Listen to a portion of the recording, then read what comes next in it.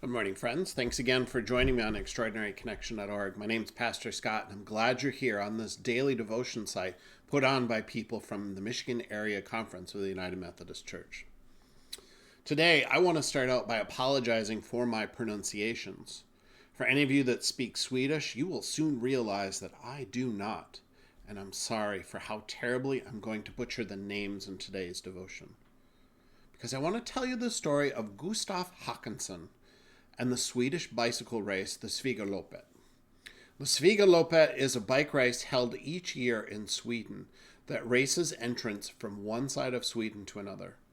The race is about 1,000 miles long.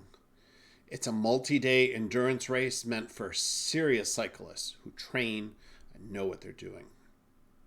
Well, in 1951, the organizers were getting the last details together to start the Svigaloppet. Lining up the racers, assigning bibs, checking time clocks, all those logistics sort of things. When up rides Gustaf Håkansson on an old, rusty, rickety bike and asks to join the race. At the time of the race in 1951, Gustaf was 66 years old and had a long white beard that made his appearance look even older. At 66, though, Gustaf was more than double the age of all the other participants.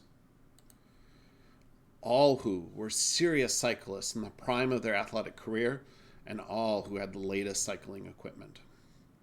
The organizers of the race took one look at Gustaf and they laughed.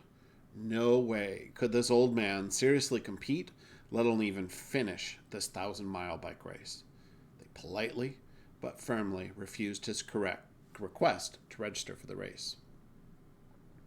But they were unaware that in order to arrive at the race, Gustaf had already ridden his bike 600 miles from his hometown to get to the racing starting point.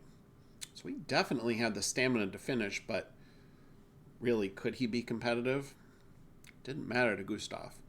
Undeterred by the organizer's rejection, he borrowed a piece of paper, a pen, and a pin, and wrote a great big number 0 on the paper and pinned it to his shirt as a homemade bib for the race, and he lined up in the back of the pack. As the starter pistol announced the beginning of the race, and the cyclists tore off as fast as they could, all hoping to distance themselves from the other riders, Gustaf had a more modest beginning. It was almost comically slow, and quickly Gustaf was left well behind the other racers. The Svigaloppet, like the Tour de France, has traditional stopping points for the racers. So you race as fast as you can to the next stopping city. You spend the night, you sleep, you wake up, and then you race as fast as you can to the next leg endpoint until the race is over. So by the end of the first day, the cyclists all reached the first checkpoint city. And as bicycle races go, the athletes were fairly bunched together, except for Gustaf, who was several miles behind when the last athlete arrived in the city for the night. Gustaf did eventually arrive, but that night he did something no racer had thought to do before. He only spent an hour in the city. Gustaf slept for only 1 hour that first night, and then got back on the road several hours before the other racers. With an old battered lantern he brought with him, he rode in the complete darkness of night. So by the time the other cyclists got up the next morning, Gustaf was several miles in the lead. So even though the other cyclists were younger and better shape and had better equipment and they were faster, Gustaf was smarter and he was willing to work harder on the race. For the next 5 nights, Gustaf only slept an hour each night, rising up early and riding in the pitch black while everyone else slept. So when he finally crossed the finish line in Gustad, Gustaf beat the next cyclist to finish by a full 24 hours. The country of Sweden went wild, and Gustaf became an overnight celebrity. He earned the nickname the Stallfarfar, the Steel Grandpa. A parade was held in his honor, and Gustaf got to meet the King of Sweden, who lavished gifts and praise on Gustaf. Gustaf continued to be a celebrity in Sweden until he passed away at the ripe old age of 102 while riding his bike across the desert in Israel. Gustav's tale is a real-life take on Aesop's fable, The Tortoise and the Hare, and stands as a reminder to us that you are never too old. Sometimes we look at someone and we dismiss their contributions to the program or the leadership or the institution before they even begin, because we say to ourselves, they're too old or too young, they're out of shape, they're too wealthy, they won't understand, or they're too poor, how can they help? Or too experienced, or they're overexperienced, or their gender's wrong, or any other way that we could possibly define ourselves.